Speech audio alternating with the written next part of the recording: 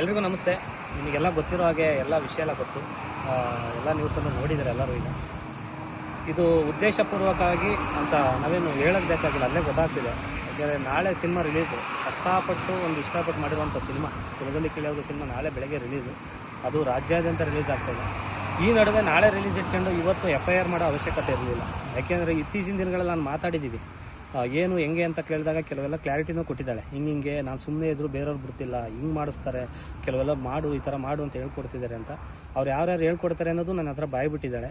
ಓಕೆನಾ? ಅದು ಯಾರ್ಯಾರ ಜೊತೆಲಿ ನಿಂತಿದ್ದಾರೆ, ಟೋಟಲ್ಲು 2 ಹೀರೋಗಳು, ಒಬ್ಬರು ಲೇಡಿ ಡಾನು, ಅವ್ರು ಯಾರು ಅಂತಲೂ ಹೇಳ್ತೀನಿ, ಅವ್ರು ಯಾರು ಅಂತ.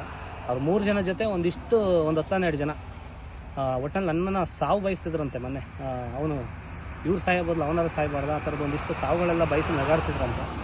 ಗೊತ್ತಿಲ್ಲ ನಾನು ಯಾರಿಗೆ ಏನು ಮಾಡಿದ್ದೀನಿ ಅನ್ನೋದು ಗೊತ್ತಿಲ್ಲ. ನಂದಾತು ನನ್ನ ಪಾಡಿಗೆ ಕೆಲಸ ಆಯ್ತು, ಕೆಲಸ ಇಲ್ಲ ಅಂದರೆ ಊರಲ್ಲಿ ಜಮೀನು ಕೆಲಸ ಆಯ್ತು, ಅಷ್ಟೇ. ನಾನು ಇನ್ನೇನು ನಾನು ತಲೆ ಕೆಡಿಸಿಲ್ಲ.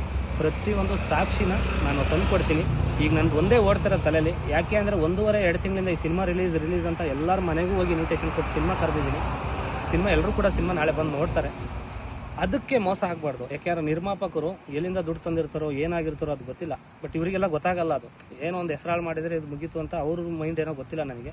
ಬಟ್ ಇದರಲ್ಲಿ ನನಗೆ ಕಾಣ್ತಿರೋದು ಒಂದೇ, ನನ್ನ ಫ್ಯೂಚರ್ ಜೊತೆ ಮೇಯ್ನ್ ನಿರ್ಮಾಪಕರು ಮತ್ತು ಡೈರೆಕ್ಟ್ರು ಕಷ್ಟಪಟ್ಟು ಒಂದು ಒಳ್ಳೆ ಸಿನಿಮಾ ಮಾಡಿದ್ದಾರೆ. ಅದು ನನ್ನನ್ನು ಹೀರೋ ಆಗಿ ಮಾಡಿ ಒಂದಿಷ್ಟು ಬಂಡವಾಳ ಹಾಕಿದ್ದಾರೆ. ಅವ್ರಿಗೆ ಮೋಸ ಆಗಬಾರ್ದು. ಅದಕ್ಕೆ ಇದ್ರ ಕಡೆಯಿಂದ ಯಾವುದೂ ಪ್ರಾಬ್ಲಮ್ ಆಗಬಾರ್ದು. ಇದೇನಿದೆ ಹುಡುಗಿದು ನಂದು ಏನಿದೆ ಪ್ರಾಬ್ಲಮ್ಮು, ಅದನ್ನ ಅತಿ ಶೀಘ್ರದಲ್ಲಿ ಸಾಕ್ಷಿ ಸಮೇತ ಕಾನೂನು ರೀತಿ ನಾನು ಇದಕ್ಕೆ ಕ್ಲಾರಿಟಿ ಕೊಡ್ತೀನಿ. ಎಲ್ರಿಗೂ ನಮಸ್ಕಾರ.